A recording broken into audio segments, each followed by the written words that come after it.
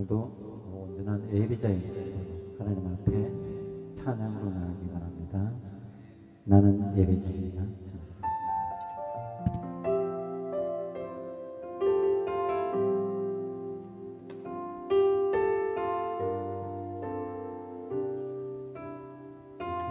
나는 하나님을 예배하는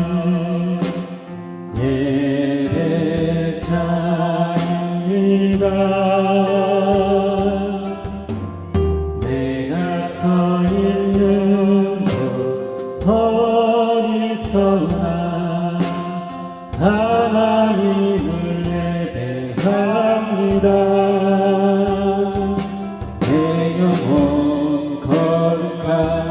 그대를 향하여 내 마음 완전한 하나님 향하여 이곳에서 바로 이 시간 하나님을 예배합니다.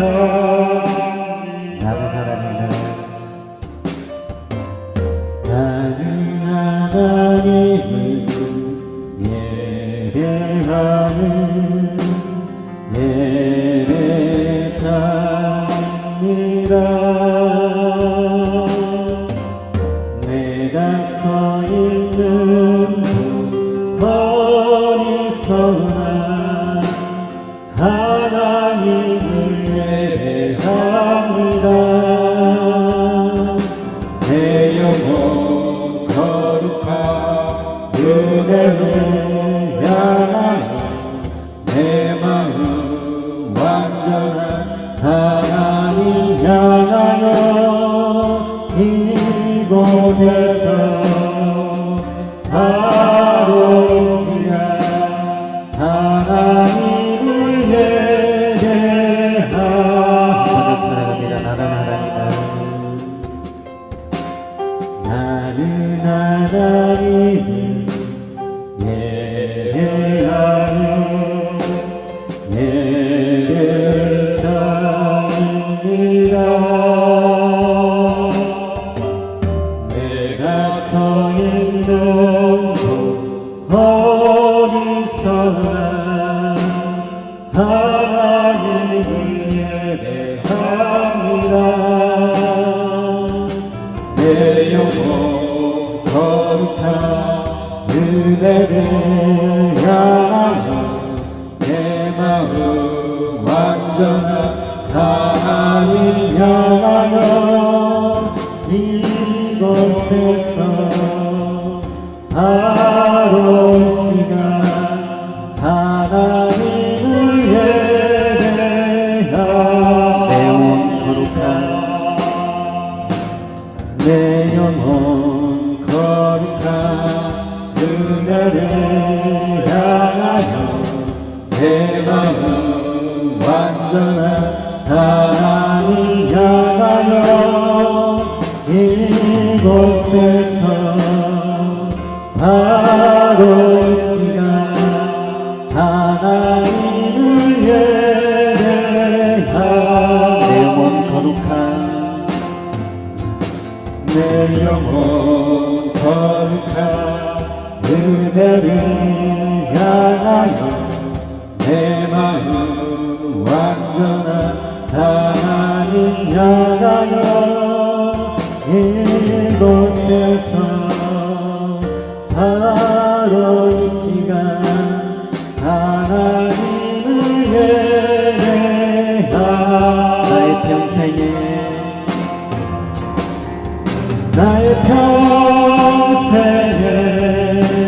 단 한 가지 소원 주의 아름다우신 보며 사랑 노래하는 것 나의 왕 되신 주님의 얼굴 구하며 주 사랑 안에 머물며 사랑 노래하는 나의 평생에 단 한 가지 아름다우신 보며 사랑 노래하는 것 나의 왕 되신 주님의 얼굴 구하며 주 사랑 안에 머물며 사랑 노래하는 나의 평생에 단 한 가지 소원 주의 아름다우신 보며 사랑 노래하는 것 나의 왕 되신 주님의 얼굴 구하며 주 사랑 안에 머물며 사랑 노래 예배합니다 찬양합니다 주님만 날 다스리소서 예배합니다 찬양합니다 주님 홀로 높임 받으소서 예배합니다 예배합니다 찬양합니다 주님만 날 다스리소서 예배합니다 찬양합니다 주님 홀로 높임 받으소서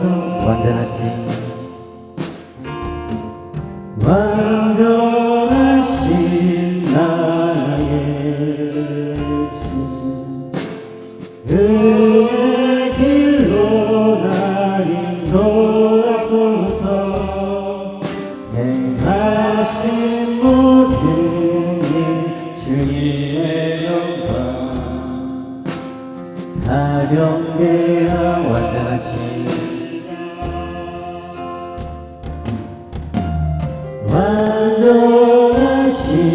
나의 주 의의 길로 날 인도하소서 행하신 모든 일 주님의 영광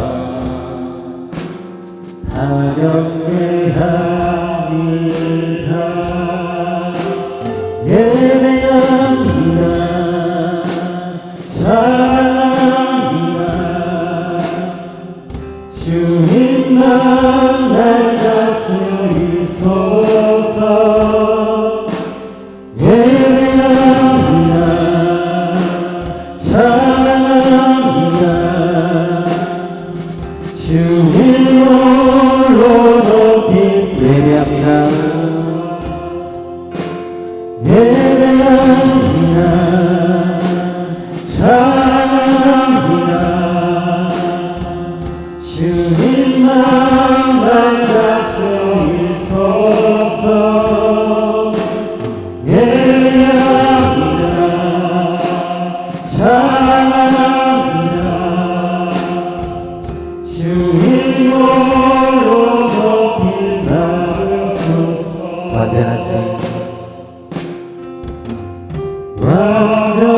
완전하신 나의 주 의의 길로 날 인도하소서 행하신 모든 일 주님의 영광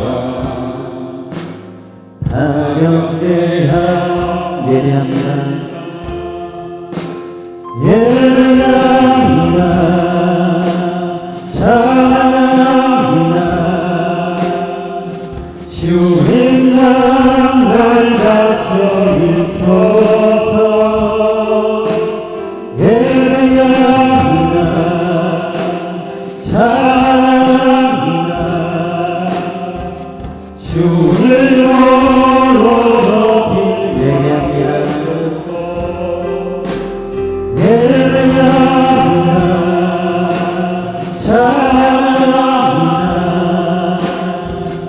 주님 나만 다스리소서. 예배합니다. 찬양합니다. 주님으로 높이 나누소서. 네, 모두 자리에 앉아서 하나님께 경배합니다. 왕이신 하나님,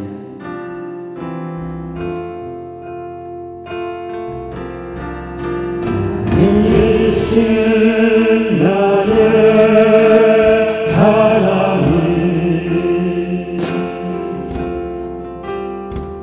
내가 주를 높이고 영원히 주의 이름을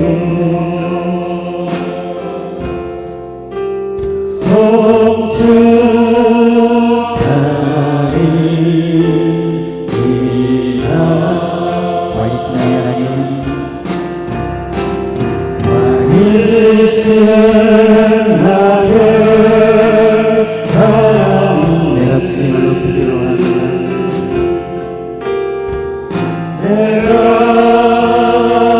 주를 높이고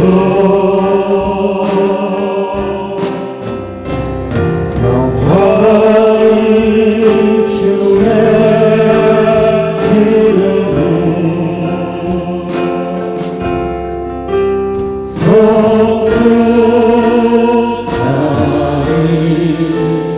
송축하리이다. 아버지께 참되게 예배하는 자들은 영과 진리로 예배할 때가 오나니 곧 이때라. 아버지께서는 자기에게 이렇게 예배하는 자들을 찾으시느니라. 하나님은 영이시니 예배하는 자가 영과 진리로 예배할지니라. 아멘. 다 함께 임재 찬양하시겠습니다.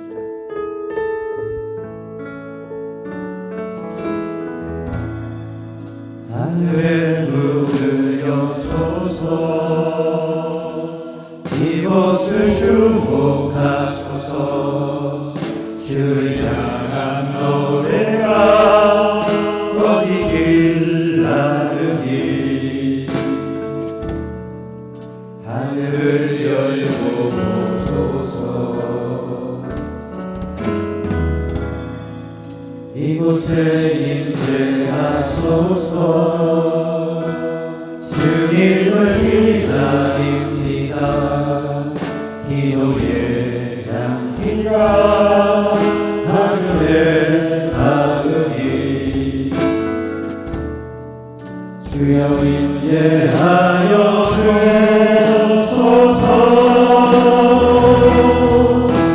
이곳에 오셔서 이곳에 앉으소서. 이곳에서 주님의 예배를 받으소서. 주님의 이름이 주님의 이름만이 오직 주의 이름만 이곳에 있습니다. 이곳에 오셔서 이곳에 앉으소서.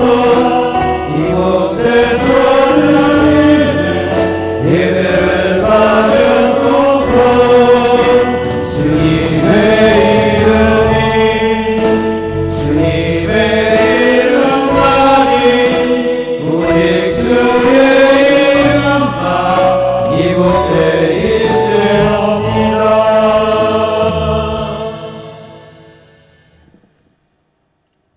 다같이 세번역 사도신경으로 신앙 고백하도록 하겠습니다.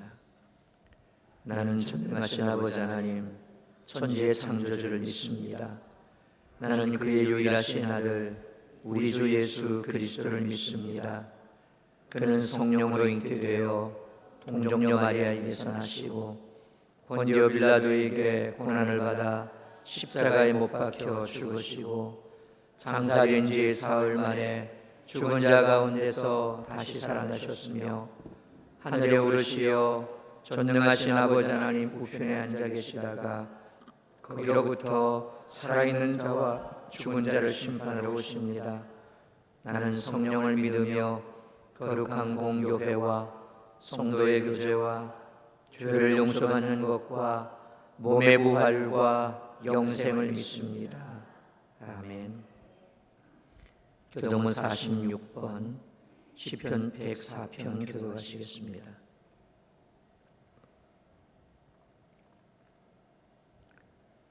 교도문 46번 시편 104편 교도합니다. 내 영혼아 여호와를 송축하라. 여호와 나의 하나님이여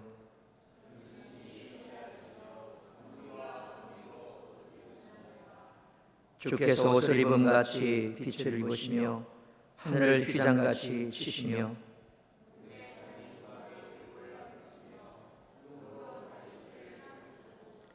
바람 날개로 다니시며 바람을 자기 사신으로 삼으시고 불꽃으로 자기 사역자를 삼으시며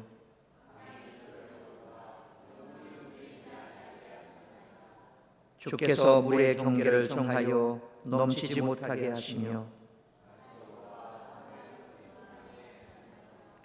여호와께서 샘을 골짜기에서 솟아나게 하시고 산 사이에 흐르게 하사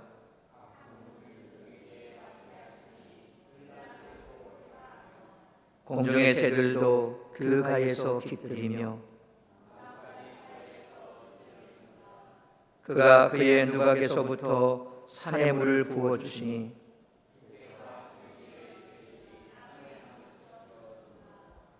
아멘. 자리에 앉으셔서 찬송가 20장 찬송하시겠습니다.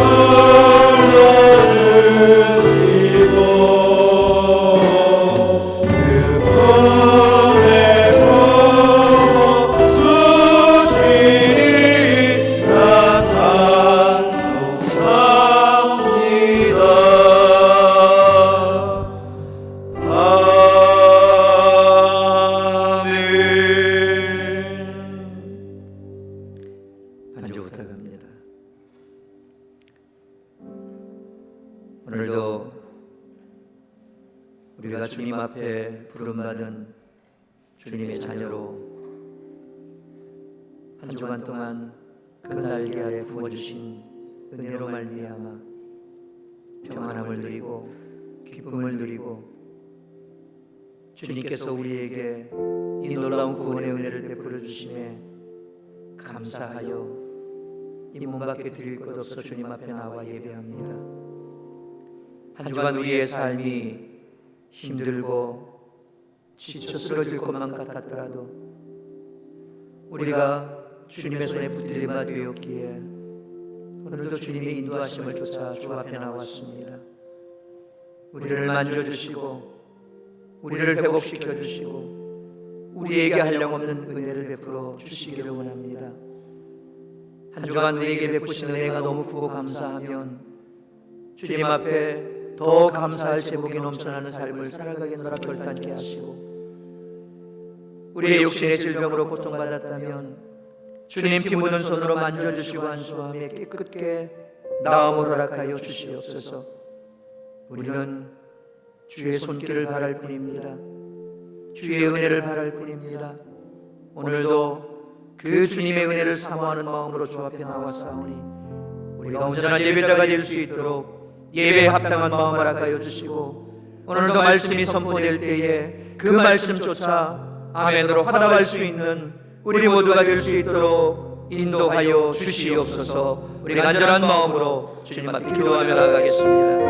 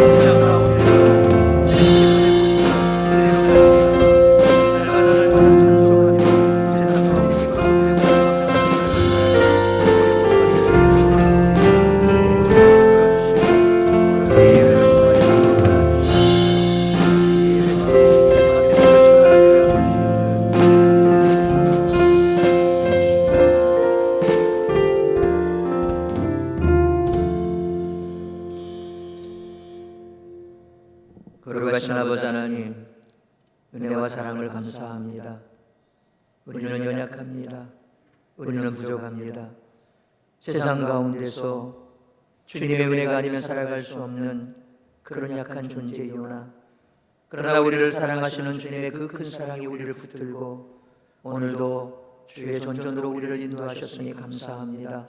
내 모습 이대로 나왔습니다. 한 주간의 삶의 형편이 어떠하든지 우리는 그저 주님의 손길만을 바라보며 주님의 은혜만을 사모하며 주 앞에 나왔습니다. 오늘도 사모하는 심령에게 만족함을 주시고, 상한 심령, 찢긴 심령, 애통하는 심령 위로하시고 주님께서 만져주심에 회복시켜 주실 줄로 믿습니다. 오늘도 이 예배를 통하여 성삼위 하나님 홀로 영광 받아 주옵시고, 우리의 모든 삶의 문제들 주님 손에 올려드리오니 오늘도 말씀으로 회복되게 하여 주옵시고, 말씀 붙들고 일어나 세상 가운데서 승리하는 삶을 살아갈 수 있는 복된 삶이 될 수 있도록 성령으로 충만케 하여 주시옵소서. 오직 이 예배 성삼위 하나님 홀로 영광 받아 주시기를 원하오며, 이 모든 말씀 살아계신 우리 주 예수 그리스도의 이름으로 기도하옵나이다. 아멘.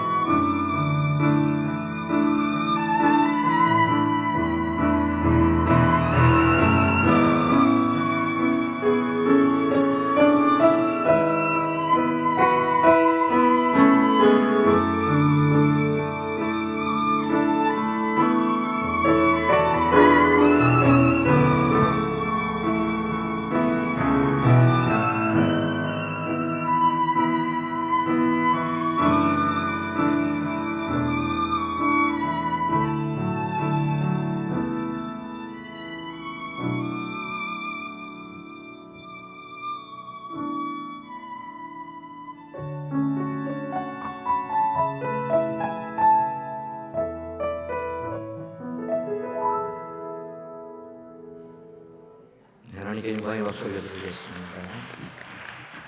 감사합니다. 자, 이 찬양을 듣고 부르고 하면서 별로 그렇게 눈물 난 적이 없는데 오늘 이렇게 눈물이 많이 나네요. 감사합니다. 교회 소식을 전해드립니다.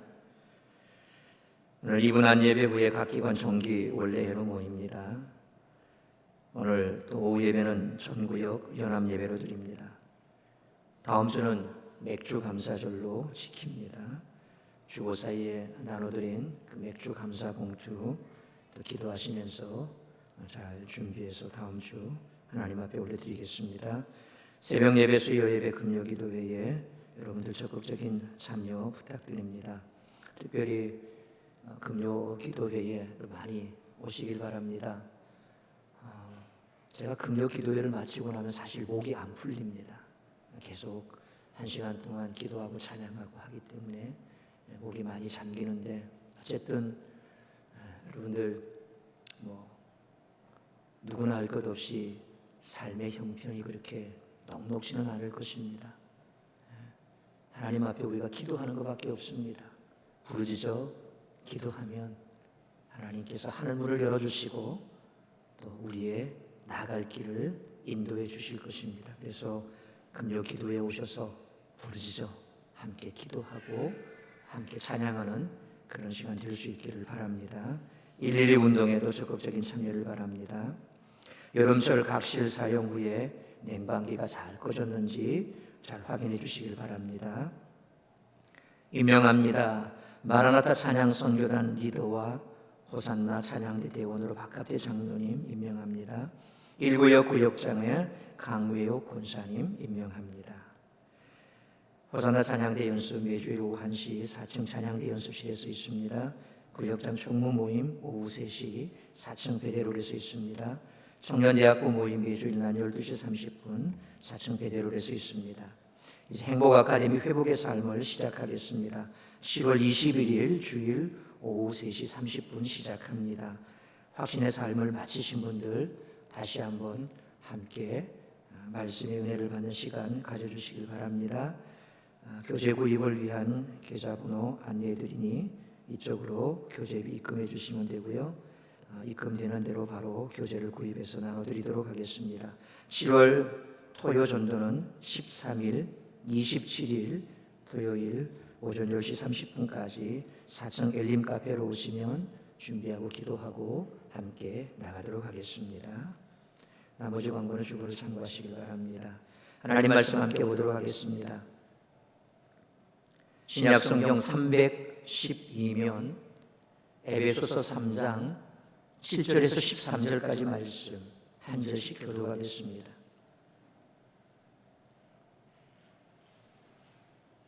에베소서 3장 7절에서 13절까지 말씀 한 절씩 교도하겠습니다.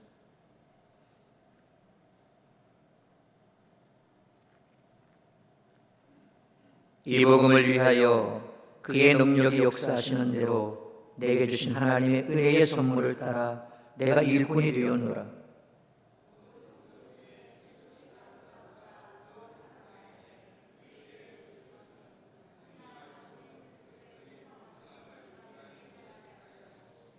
영원부터 만물을 창조하신 하나님 속에 감추어졌던 비밀의 경륜이 어떠한 것을 드러내게 하려 하심이라.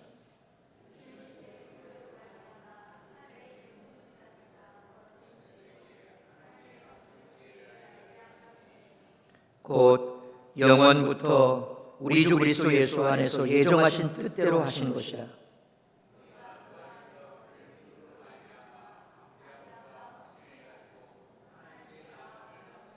13절 같이 읽습니다. 그러므로 너희에게 구하노니 너희를 위한 나의 여러 환난에 대하여 낙심하지 말라. 이는 너희의 영광이니라. 아멘. 기도하겠습니다. 살아계신 하나님, 은혜와 사랑을 감사합니다. 많고 많은 사람들 중에 우리를 먼저 택하여 주시고 예정하신 그 은혜 가운데 예수 그리스도의 보혈로 우리를 씻어 정결케 하시고 너는 내 아들이라, 너는 내 딸이라, 너는 내 것이라 인쳐주시며 하나님의 자녀 삼아주신 것 감사합니다. 내게 베푸신 이 구원의 은혜 너무 크고 고맙고 감사해. 오늘도 우리가 주님 앞에 나와 예배합니다. 이 시간 선포되는 말씀 속에서 주의 뜻을 분별케 하여 주옵시고 우리의 삶의 형편과 상관없이 여전히 우리 가운데 부어주시는 그 크고 놀라운 하나님의 은혜, 우리의 가슴 가득 채우고 돌아가는 복된 시간 되게 하여 주옵소서. 예수님의 이름으로 기도하옵나이다. 아멘. 필리비안 씨가 쓴 하나님 제게 왜 이러세요? 라는 책에서 그는 왜 우리는 좋은 일과 나쁜 일 그리고 즐거움과 고통이 우리의 공과에 따라 주어진다는 사상에 계속 사로잡혀 있는가? 욥기가 그 정반대의 사상을 가르침에도 불구하고 말이다. 빌리비안 씨는 그의 책에서 우리들에게 이렇게 묻습니다. 세상은 행함에 따라 보상과 처벌의 원리를 예고 없이 적용하고 있습니다. 심은 대로 거둔다는 원리, 잘하면 상을 받고 실수하면 실수한 것에 대한 대가를 지불해야 합니다. 어떤 결과에는 반드시 원인이 있다는 것입니다. 우리는 이 원리에 아주 익숙해 있습니다. 그런데 문제는 이 법칙에 딱딱 맞아떨어지지 않는 일들이 우리 주변에는 너무나 자주 그리고 심각한 형태로 발견된다는 데 있습니다. 욥기 1장 1절에 이렇게 말씀합니다. 우리 화면에 말씀 같이 읽겠습니다. 우스 땅에 욥이라 불리는 사람이 있었는데 그 사람은 온전하고 정직하여 하나님을 경외하며 악에서 떠난 자더라. 욥은 온전하고 정직하여 하나님을 경외하는 삶을 살던 사람입니다. 그런데 한순간에 재산과 자녀들, 건강까지 다 잃는 초특급 재난을 당합니다. 이때 욥의 친구들은 그 고난을 해석하려고 합니다. 욥을 도와주려고 하지만 욥에게 상처만 남겨줄 뿐이었습니다. 그들은 이렇게 말하지요. 욥, 회개해야 돼. 내가 분명히 잘못한 것이 있는 것 같아. 죄 없이 망한 자가 어디 있겠어? 이것이 인과응보적인 해석입니다. 욥의 친구들은 욥의 고통에 대해서 너무 쉽게 접근하고 있습니다. 우리도 이런 경우가 많습니다. 힘들고 어려운 일을 당한 사람에게 위로한다고 하는 말이 속을 뒤집어 놓는 경우가 참 많지요. 그럴 때는 조언하기보다는 그냥 손 붙잡고 함께 울어주는 것이 더 좋습니다. 인과응보적인 법칙에 익숙한 사람들은 다른 사람에게 고난이 있을 때 노골적으로 말하지는 않지만 은근히 저 사람에게 무슨 숨은 죄가 있을 것이야 그렇게 짐작하지요. 무엇인가 고통의 원인을 찾아내려고 합니다. 그런데 고통의 문제는 그렇게 간단하지가 않습니다. 필리비안 씨는 그의 책 하나님 제게 왜 이러세요? 라는 책에서 또 이렇게 말합니다. 슬픔과 고통의 상황이 발생하면 아무리 좋은 의도에서 한 말이라 할지라도 오히려 슬픔과 고통을 증폭시킬 수 있다.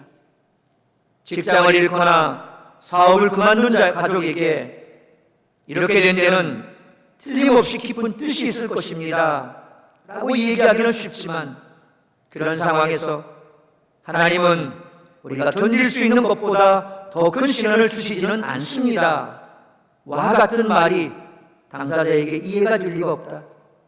이미 한계 상황에 와 있는 사람에게는 공허하게 들릴 뿐이다. 그렇게 말했습니다.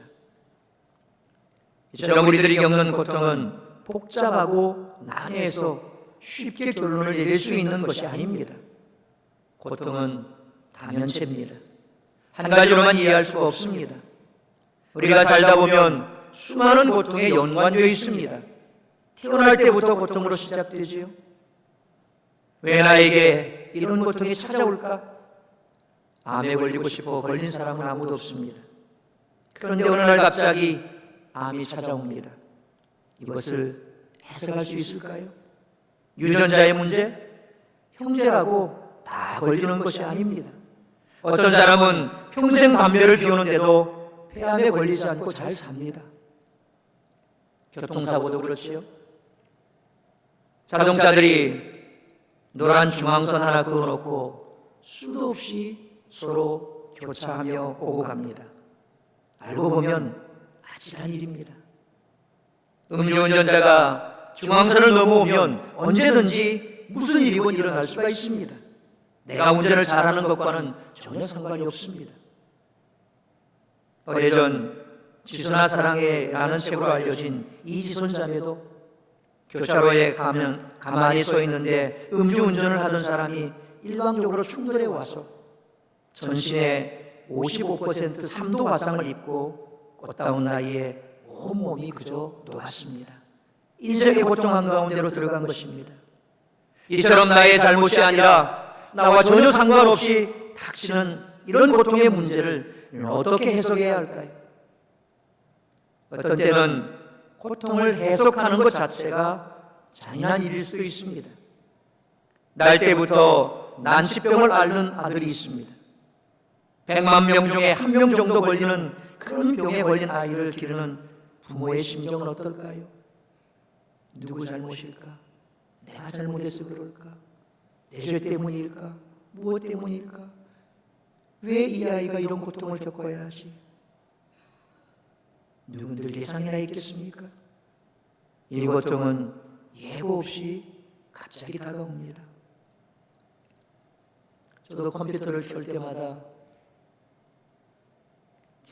팝업창에 떠오르는 힘들게 살아가는 아이들, 이런 질병에 걸린 아이들, 그야말로 태어날 때부터 불치병으로 고통받는 아이들, 그런 아이들을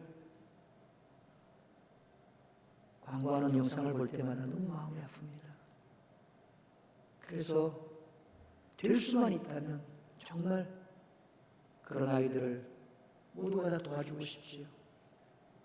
또 저희 교회가 아프리카 아이들 3명, 또 국내 아동 3명 계속해서 지금까지 건 한 5, 6년 이상 계속해서 도와주고 있습니다. 물론 뭐 큰 금액은 아닙니다.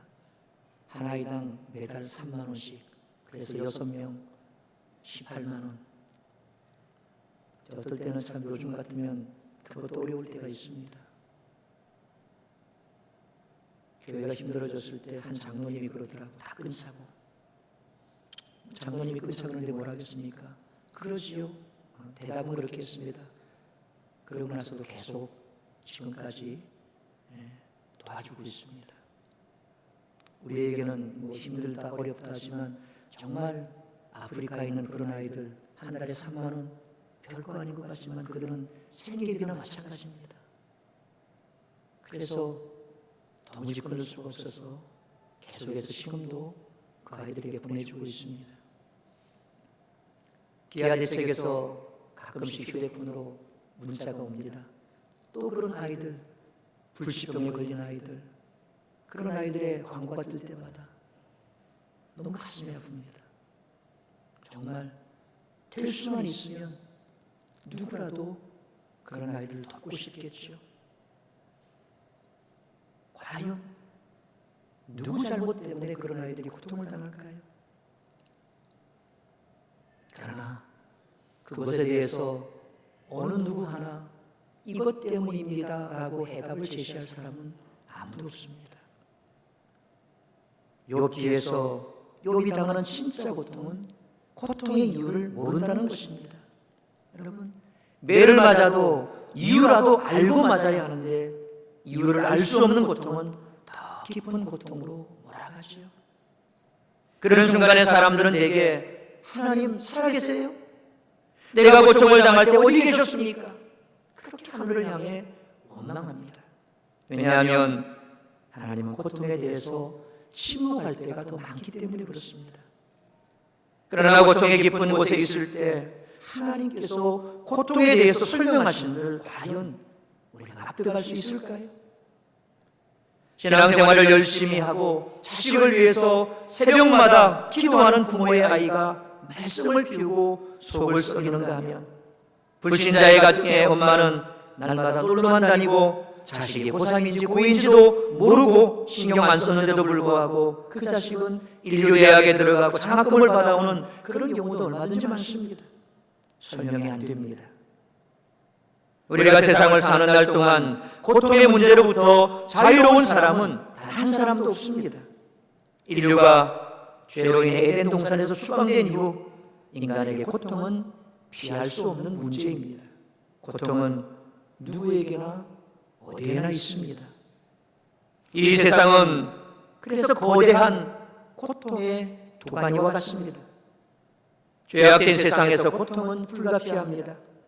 고통은 우리를 절망하게 하면서 문제가 지나면 또 하나의 문제가 파도처럼 다가옵니다.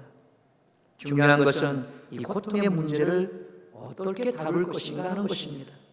이것을 바로 다루지 못하면 인생이 한순간에 침몰할 수 있습니다.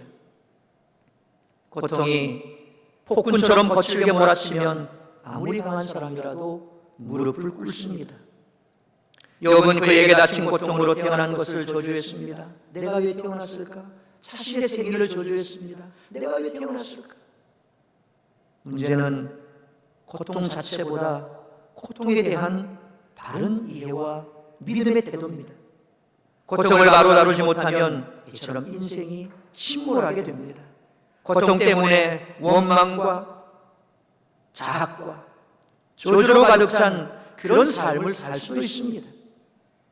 오늘 우리는 예기치 않게 찾아오는 이 고통이 혹은 아주 오래된 내 삶의 일부 같은 이 고통을 어떻게 이해하고 받아들일 것인가에 따라서 우리의 삶이 달라진다는 사실을 꼭 기억하시길 바랍니다.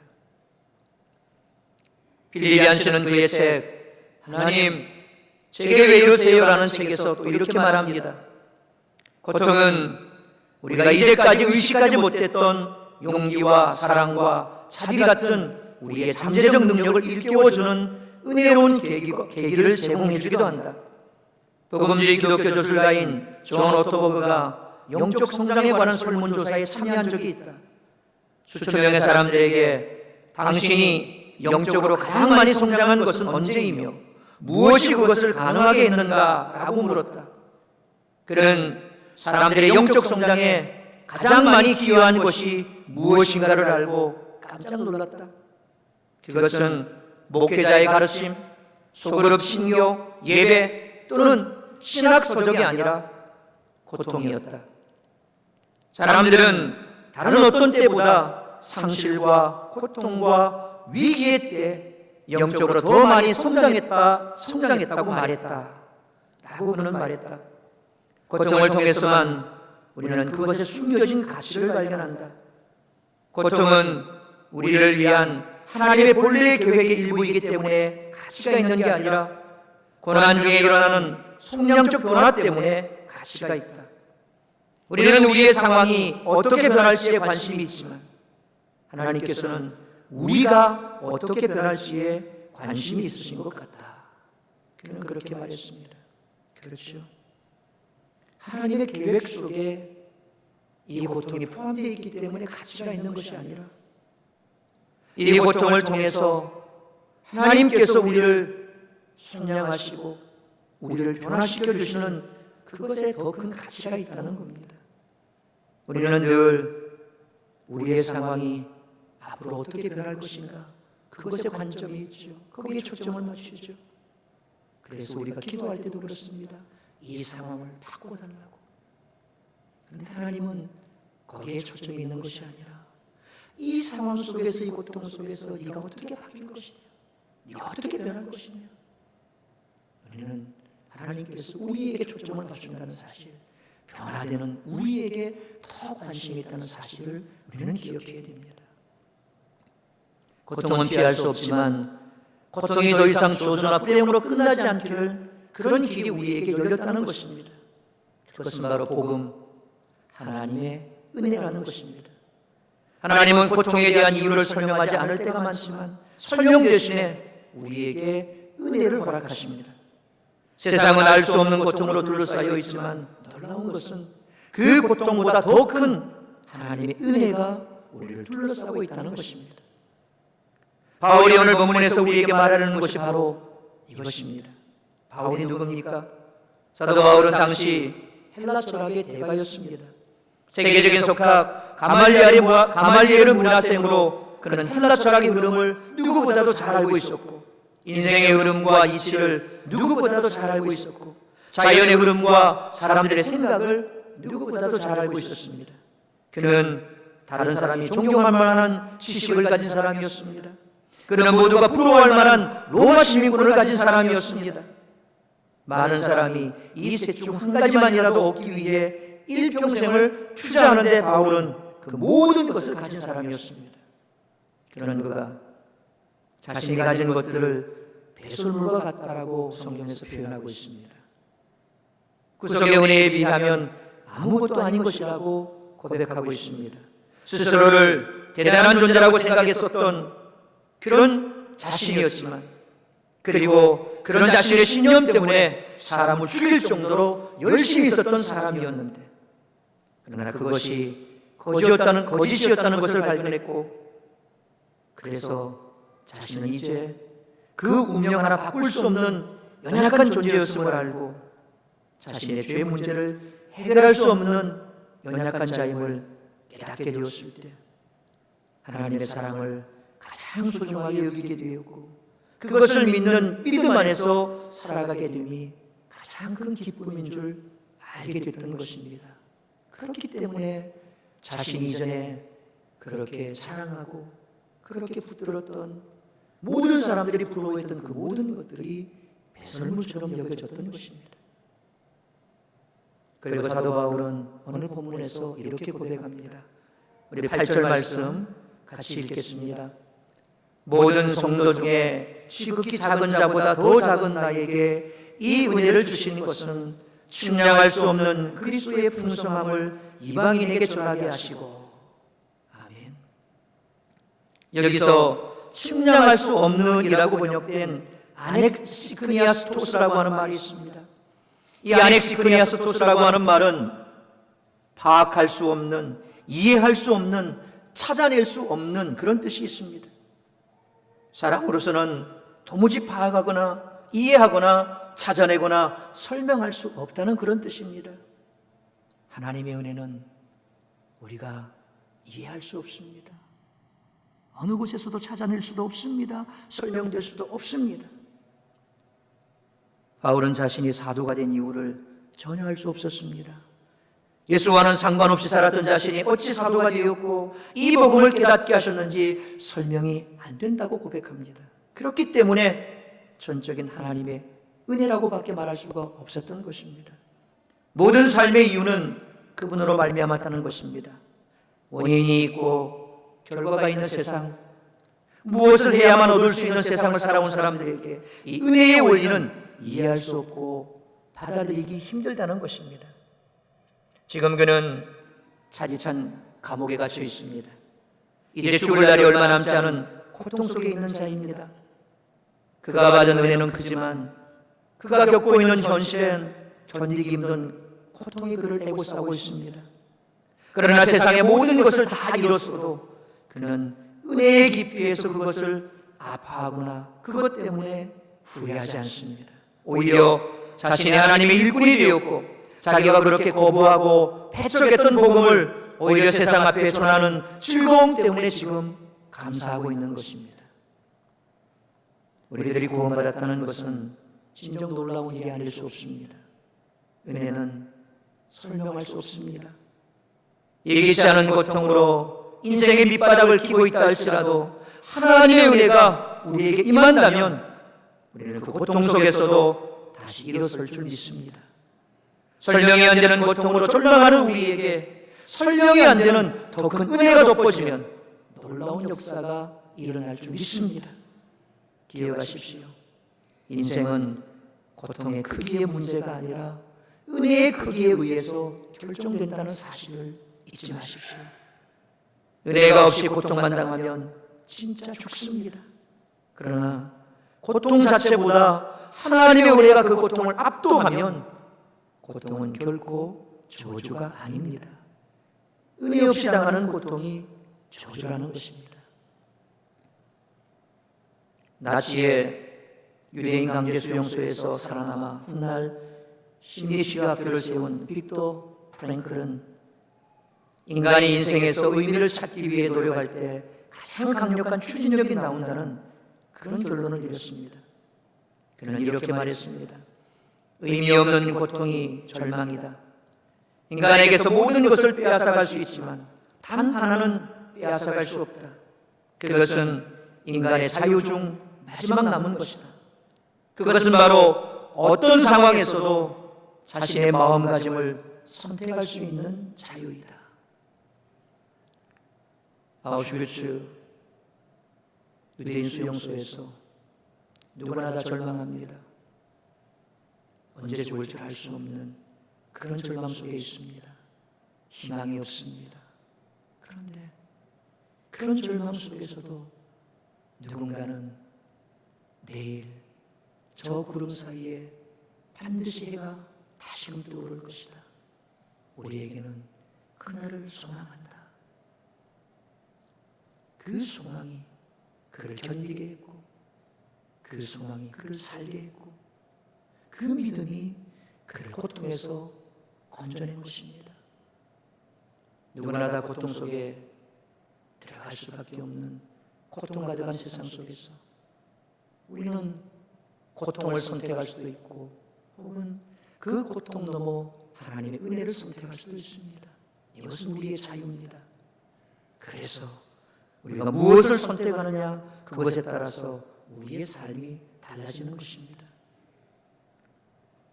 은혜 안에서 고통이 다루어지면 그때부터 고통은 더 이상 우리를 짓누르는 것이 아니라 우리를 더 풍성한 세계로 이끄는 비밀이 된다는 것입니다. 이 비밀을 아는 우리 모두가 되시기를 주의 이름으로 축원합니다. 지선아 사랑의 저자 이지선 자매는 이렇게 말합니다. 어떤 고난은 사람을 죽이기도 하지만 어떤 경우에는 고난이 사람을 새롭게 태어나게 한다. 그렇게 고백했습니다. 그래서 그가 출연했던 방송에서 사회자가 이렇게 물었습니다. 혹 옛날의 모습으로 돌아가고 싶다는 생각을 해본 적 없습니까? 보통 사람 같으면 왜 그런 생각을 안 해봤겠습니까? 그러나 그냥 지금 이 모습에도 저는 만족합니다. 이런 대답들이 아마 대부분일 겁니다. 그런데 우리 이지선 자매는 그 사회자의 말에 주저함없이 아니요 라고 대답을 했습니다. 사회자가 깜짝 놀랍니다. 아니, 어떻게 그럴 수가 있습니까? 물론 과거에도 지선 자매는 믿음으로 살았지만 본인이 이렇게 상처를 받고 난 이후 세상을 바라보는 시각이 달라졌고, 자기 자신을 바라보는 시각이 달라졌고, 그리고 하나님에 대한 믿음의 관점이 달라졌다는 겁니다. 이전보다 더 깊은 믿음의 세계에 들어가서 하나님과 교제하는 삶을 살아가고 있기 때문에 과거의 그 외모, 그것 하나 때문에 자신은 결코 과거로 돌아가고 싶은 생각을 한 번도 해본 적이 없다. 그렇게 대답했던 거죠. 그렇습니다. 어떤 경우에는 고난이 사람을 새롭게 태어나게 하기도 합니다. 그래서 고통도 신비이고 은혜도 신비입니다. 알 수 없는 고통으로 힘들게 살아가는 분들 참 많이 있습니다. 내가 겪는 고통을 다 알 길이 없습니다. 그러나 분명한 것은 내가 예수님을 믿는다면 하나님의 은혜가 우리에게 이미 임했다는 사실입니다. 받을 자격이 있어서 받은 것이 아니라 하나님이 나에게 일방적으로 주셨습니다. 왜 나를 택해 주셨는지 알 수가 없습니다. 내가 한 것은 죄밖에 없는데 세상이 험하고 한 치 앞도 알 수 없고 고통은 여전히 우리 곁에 있지만 분명한 것은 그것보다 훨씬 더 큰 하나님의 은혜가 나와 함께하고 있다는 사실을 믿고 살아가야 할 것입니다. 그것을 믿고 그것을 선택하면 우리에게 그 어떤 고난도 고난이 아니라 하나님의 영광이 될 줄로 믿습니다. 은혜를 알면 모든 것이 달라집니다. 하나님의 은혜를 알아야 합니다. 설명할 수 없는 상황 속에서도 거대한 하나님의 은혜의 손길이 내 인생을 붙들고 있기에 내가 살아있는 겁니다. 앞으로도 수많은 고통이 다가오겠지만 그 고통보다 더 큰 은혜가 내 인생을 세우실 것을 믿기 때문에 나는 오늘도 그것을 소망하며 꿋꿋하게 찬송하며 나아갈 수 있는 것입니다. 인생은 환난의 연속입니다. 누구도 환난을 겪지 않을 수 있는 사람 아무도 없습니다. 수고하고 무거운 짐을 가진 나그네와 같습니다. 육체적인 질병, 고통, 이별, 슬픔, 배신, 경제적인 손실, 사업의 실패, 가정의 어려움 등 연속되는 환난이 매일매일 우리의 삶을 짓누르고 있습니다. 그런데 이러한 환난 속에서 사도 바울은 고난으로 끝나는 비참한 현실을 보는 것이 아니라 환난을 통해서 하나님이 주시는 큰 영광을 현실로 체험하며 살았습니다. 사도 바울도 우리와 똑같은 사람이지요. 그도 굶주리면 배가 고프고 몸이 아프면 신음하고 역경이 휘몰아치면 고뇌하는 인간이었습니다. 그럼에도 불구하고 그는 우리와는 전혀 다른 존재로 살았습니다. 사도 바울은 자기에게 주어진 환경을 바꾸며 살았던 사람입니다. 감옥에 들어가면 감옥을 별장으로 바꾸고 고난이 휘몰아치면 그 고난을 영광으로 바꾸었습니다. 가난에 처할 때는 가난을 하늘의 부여로 바꾸었고 눈에서 눈물이 흐를 때는 찬란한 미래를 보는 영롱한 빛으로 바꾸었습니다. 어떻게 그런 일이 가능했습니까? 사도 바울은 고린도후서 4장 17절에서 우리들에게 이렇게 말씀합니다. 우리 화면에 말씀 같이 읽겠습니다. 우리가 잠시 받는 환난에 경한 것이 지극히 크고 영원한 영광에 중한 것을 우리에게 이루게 하매니. 사도 바울은 환난을 잠시 받는 것으로 가벼운 것으로 보았습니다. 그는 또한 환난을 지극히 크고 영원한 영광을 얻는 기회로 보았던 것입니다. 그것은 환난을 크고 영원한 영광에 중대한 것을 이루려는 목적에서 하나님께 은혜해 주신 것이라는 그런 점을 알았기 때문입니다. 그래서 그는 로마서 8장 18절에서 우리에게 이렇게 말씀합니다. 같이 읽겠습니다. 생각하건대 현재의 고난은 장차 우리에게 나타날 영광과 비교할 수 없도다. 아멘입니까? 아멘입니까? 우리에게 필요한 것은 고난이 나에게 찾아오지 않는 것이 아니라 나에게 주어진 고통이 빨리 지나가는 것이 아니라 진짜 우리에게 필요한 것은 하나님의 은혜입니다. 하나님의 은혜만 있으면 세상은 아름답게 변합니다. 모든 것을 바꿀 수가 있습니다. 분명히 인생에서 고통의 문제는 힘들고 아프고 때로는 죽고 싶을 정도입니다. 그러나 은혜는 고통을 아름답게 베꾸는 위력이 있습니다. 이제 더 이상 왜 나에게 이런 고통이라고 말하지 말고 고통 때문에 하나님의 은혜를 알게 되었다면 축복이라는 것을 잊지 마시길 바랍니다.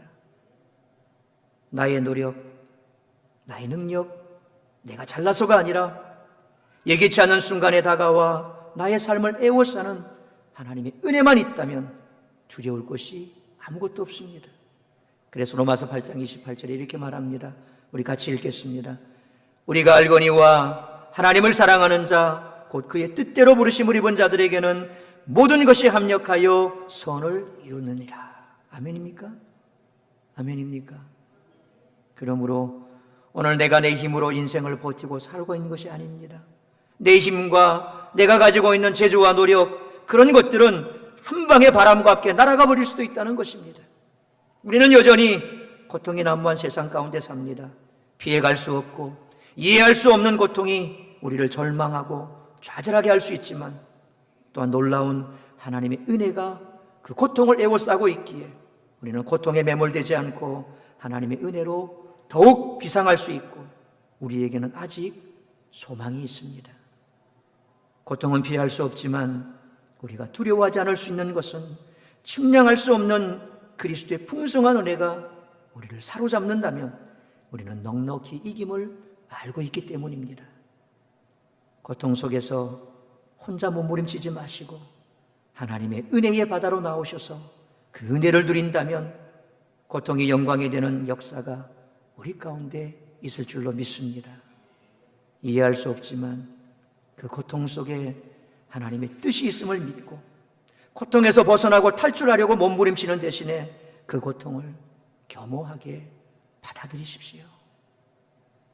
사랑하는 성도 여러분, 우리는 결코 무의미하게 내던져진 존재가 아닙니다. 역사는 반드시 시작이 있고 끝이 있습니다. 그리고 이 모든 역사를 주관하시는 분은 선하신 하나님이십니다.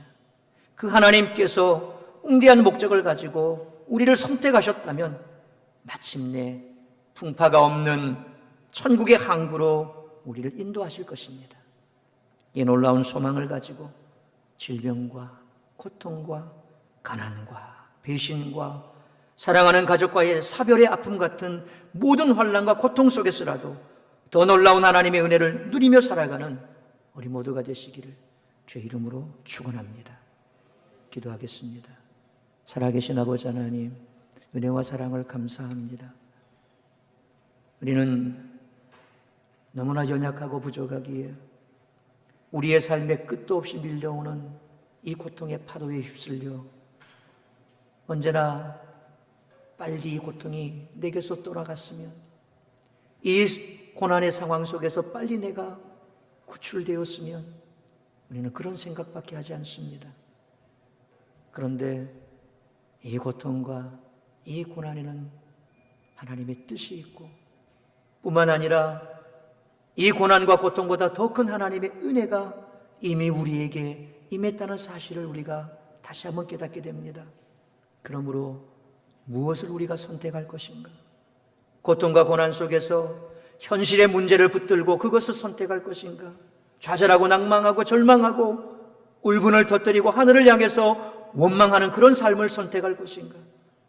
이 고통보다 더 큰 하나님의 은혜가 이미 내게 임했고, 나를 구원하신 하나님의 그 큰 구원하신 사랑의 은혜가 내게 임했기에 하나님의 은혜가 반드시 나를 이 고난과 고통 속에서 더 영롱하게 빛나게 할 것을 믿는 믿음을 선택할 것인지, 오늘 다시 한번 우리의 삶을 돌아보면서 우리가 온전한 선택을 하고 하나님의 놀라운 은혜의 축복 속에 살아가는 복된 인생들 될 수 있도록 역사하여 주시옵소서. 예수님의 이름으로 기도하옵나이다. 아멘. 찬송가 336장 찬송하시면서 하나님 앞에 준비한 예물 드리겠습니다.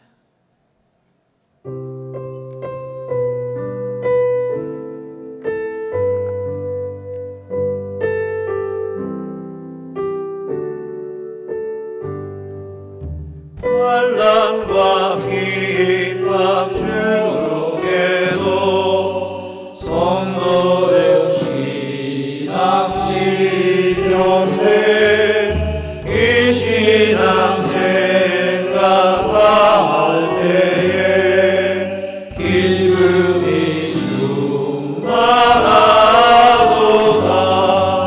성도의 신앙 죽도록 축성하겠네.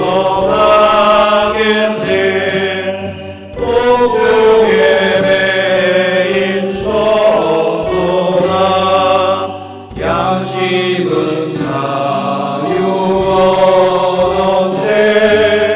우리도 고난 받으면 죽어도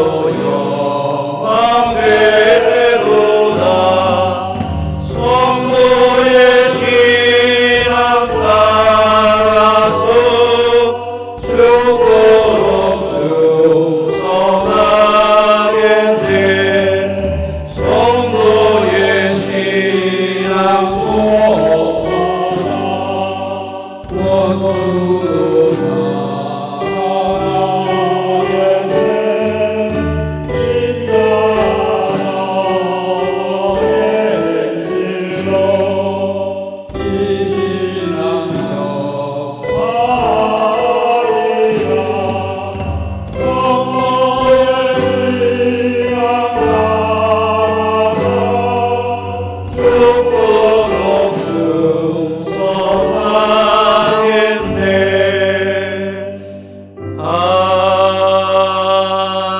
아멘. 기도하겠습니다.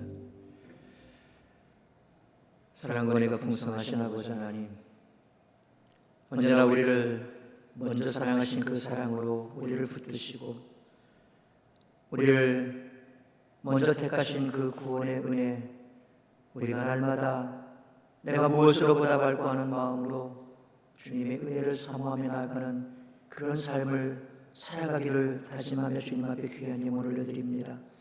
바치는 손길 저들의 삶의 형편을 하십니다. 물질로 눈물을 흘리지 않게 하여 주옵시고 주님 나라와 복음을 위하여 드리고자 할 때 마음뿐이지 아니하고 더 많은 것으로 드리고도 풍성한 삶을 살아갈 수 있도록 크시는 종 베푸시고 저들의 가정의 직장과 생업 위에 사업장과 모든 삶에 우리 하나님께서 더 귀하고 값진 것으로 날마다 풍성하게 채우시고 갚아주시기를 간절히 빌고 소원하오며 이 모든 말씀 우리 주 예수 그리스도의 이름으로 축복하며 기도하옵나이다. 아멘. 우리 다 일어나셔서 앞에 옆에 뒤에 계신 분 함께 인사하겠습니다. 사랑합니다. 축복합니다. 네, 사랑합니다. 축복합니다. 감사합니다. 예배 후에 악기관 원래 있고요. 그리고 또 4층에 식사가 준비됐습니다. 또 식사 교제 나누시고 오후 예배는 또 전구역 연합 예배로 드립니다. 다 함께 또 구역 예배 드리는 마음으로 참여해 주시기를 부탁을 드립니다. 마지막 회외송 후렴 찬양하고 제가 축도로 예배를 마치겠습니다.